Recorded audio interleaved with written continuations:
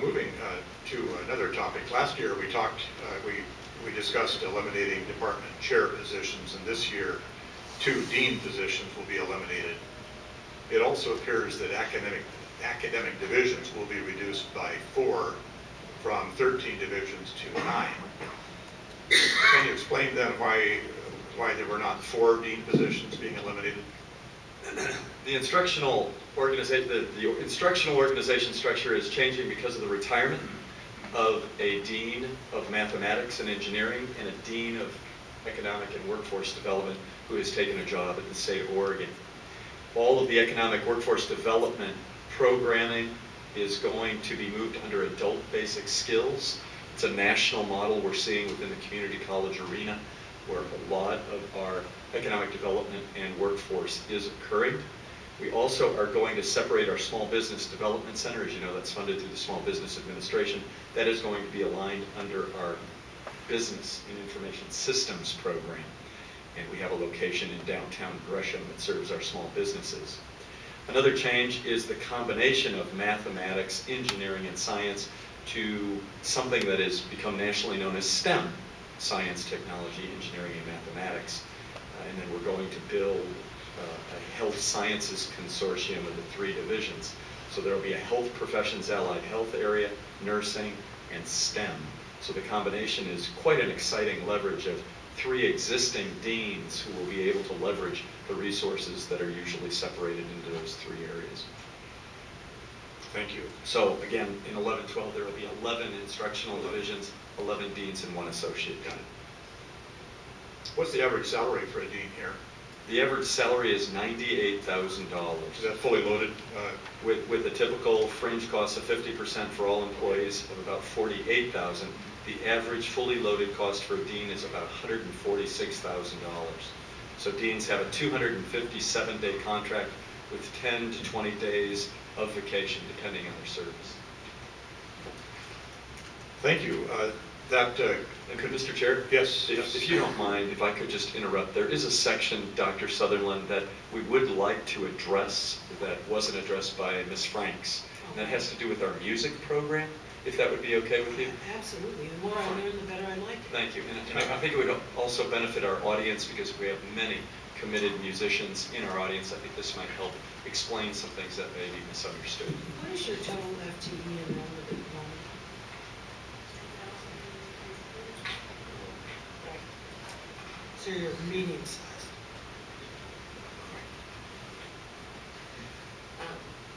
I did want to address the issue of some things that have been out in I think the whole universe about our elimination of the music program, and to try to help understand again about this program in that music is a lower division transfer course. So Mount Hood Community College has not eliminated any music courses from the curriculum. And if you were to look at the new catalog, all the music courses continue. In the last several years, we have made a concerted effort to make sure that every degree that we publish within our printed schedule, which, by the way, we start working on in the fall term for the next year. So we're almost a year ahead of where we need to be. We want to make sure that every course articulates transfers across to a 4-year university and counts. As I learned early in my career as a chief academic officer, everything transfers. So if you ask a college, how will this course transfer?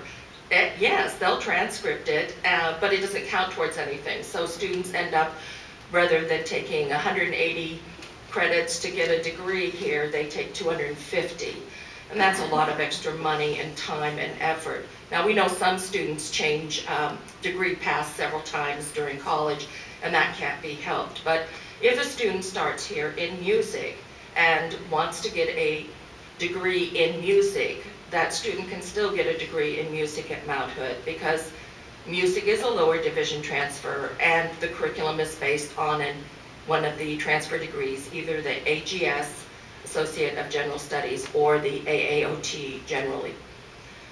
We publish, if we have written articulation agreements with our four-year universities, we will publish those within our catalog. So we will say like an Associate of Science degree in computer information systems.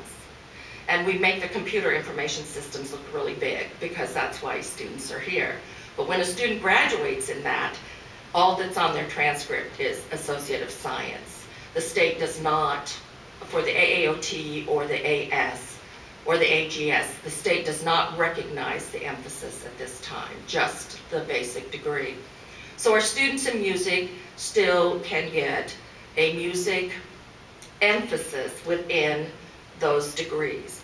We would love to publish the music degree once we have our assigned articulation with a four-year university.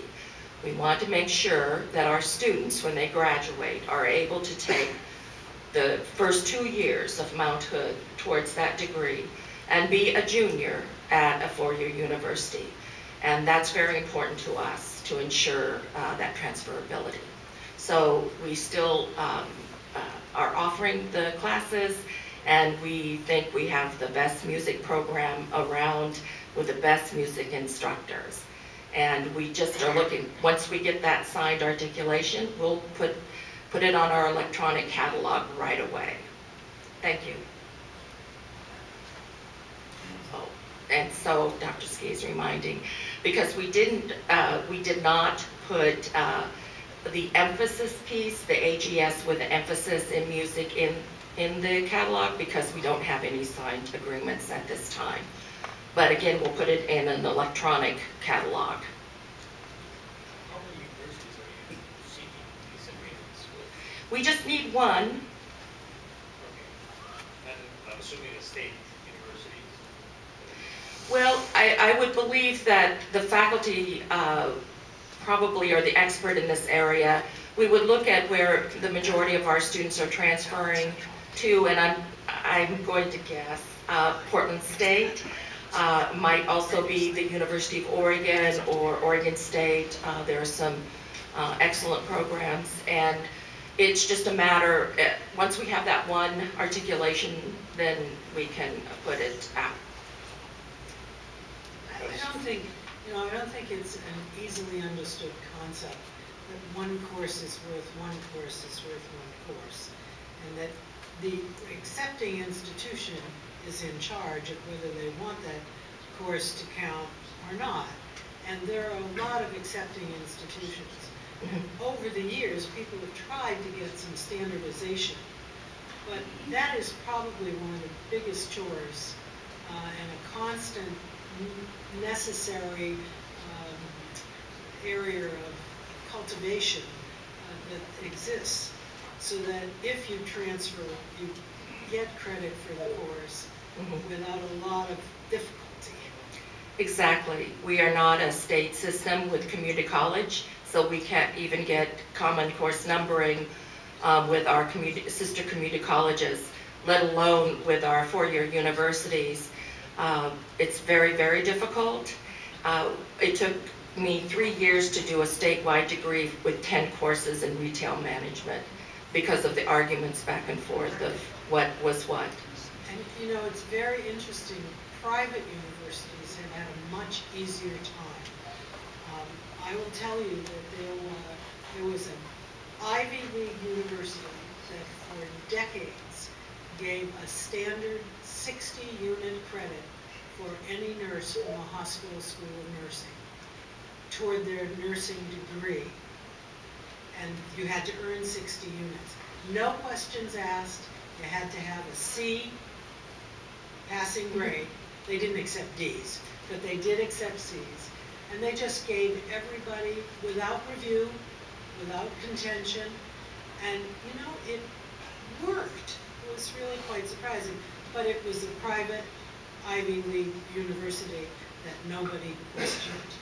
Well, interestingly, the state of Oregon has just passed a House bill that is basically wanting the four-year universities and community colleges to work more closely together so that there are more transfer agreements, and that it's easier we make it easier for students to transfer and again have their credits count.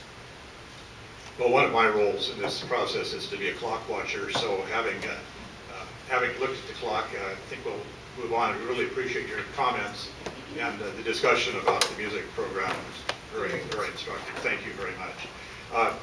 We can open up for